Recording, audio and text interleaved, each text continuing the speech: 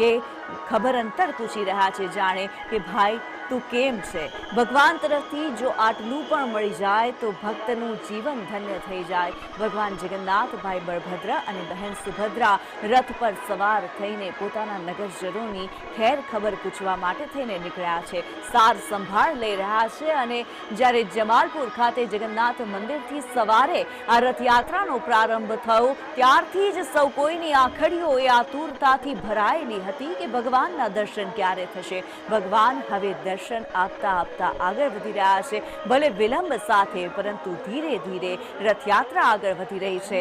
ભારે તડકો વેઠીને પણ ભક્તો અત્યારે ભગવાનના દર્શન માટે થઈને ઊભા રહ્યા છે અને આ મેદની એ કહી રહી છે કે ભગવાન જગન્નાથની અંદર તેમની શ્રદ્ધા કેટલી અખૂટ છે। આ માનવ મહેરામણ એ કહી રહ્યું છે કે ભક્તોનો જે આસ્થાનો ઘોડાપૂર જે છે ભક્તોનું તે અત્યારે જે છલકાઈ રહ્યું છે, દેખાઈ રહ્યું છે આ રસ્તા ઉપર। અને આ આકાશી દ્રશ્યો, અદ્ભુત એવા આકાશી દ્રશ્યો જે સામે આવ્યા છે આ રથયાત્રાની જે પાવનકારી ક્ષણો છે તેના સાક્ષી બની રહ્યા છે। આ દ્રશ્યો છે, આ તસવીરો છે સામે આવી રહી છે। સરસપુર ખાતે ભગવાનનું મામેરું કરવામાં આવ્યું છે, લાખેણું મામેરું। ભગવાનને આભૂષણો ધરાવવામાં આવ્યા છે, ભગવાનને વાઘા આપવામાં આવ્યા છે, વાઘા પહેરાવવામાં આવ્યા છે।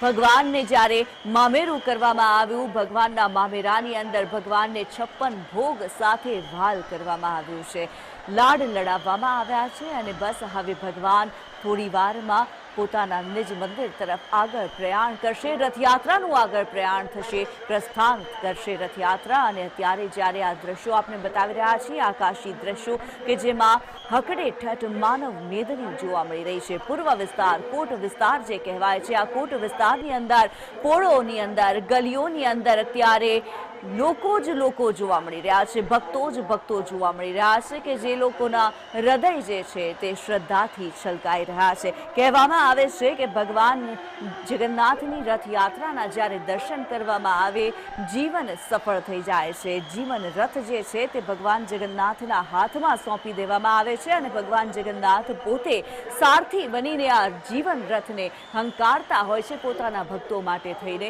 ત્યારે આ દ્રશ્યો જે છે સામે આવી રહ્યા છે।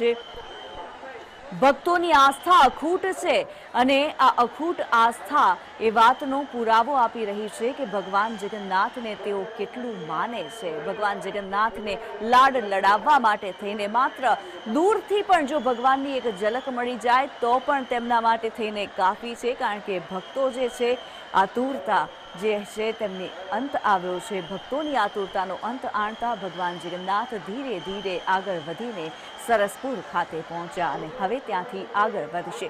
ત્યારે અલગ અલગ ટેબલો દ્વારા અલગ ઝાંખીઓ દર્શાવવામાં આવી, 108 જેટલા ટ્રકોને શણગારવામાં આવ્યા, 18 જેટલા ગજરાજોએ જ્યારે આગેવાની કરી 18 ગજરાજોને શણગારવામાં આવ્યા, તેમના પર અંબાડી જે મૂકવામાં આવી હતી, અદ્ભુત એવું જે દ્રશ્ય કહી શકાય એ સામે આવ્યું। અને જે અલગ અલગ ટેબલો દર્શાવવામાં આવ્યા, ઝાંખીઓ દર્શાવવામાં આવી, તેમાં અલગ અલગ થીમ પર રચના કરવામાં આવી હતી। જે થીમ અલગ રાખવામાં આવી તેમાં ઋષિમુનિઓ પણ ક્યાંક દેખાયા હતા અને પ્રસાદ આપવામાં આવ્યો છે, મગ છે, જાંબુ છે, આ તમામ પ્રસાદ, ચોકલેટ છે, આ તમામ પ્રસાદ આપવામાં આવ્યા છે। ભક્તોને આ પ્રસાદ મેળવીને પણ ધન્યતાનો અનુભવ જ્યારે થતો હોય છે ત્યારે અત્યારે જે દ્રશ્યો આવી રહ્યા છે સામે, સીધા જ જે દ્રશ્યો આપણે બતાવી રહ્યા છીએ ભગવાન જગન્નાથના એ રથ કે જે રથના સ્પર્શ માત્રથી જે ધન્યતાનો અનુભવ થતો હોય છે તે કંઈક અલૌકિક એવો અનુભવ હોય છે। અને વાત કરીએ 149મી આ રથયાત્રા છે જ્યાં ભાવિક ભક્તોનો જે જમાવડો જોવા મળી રહ્યો છે, લગભગ 10,000 જેટલા ભક્તોએ તો સરસપુરની અંદર ભોજનનો પ્રસાદ પણ ગ્રહણ કર્યો।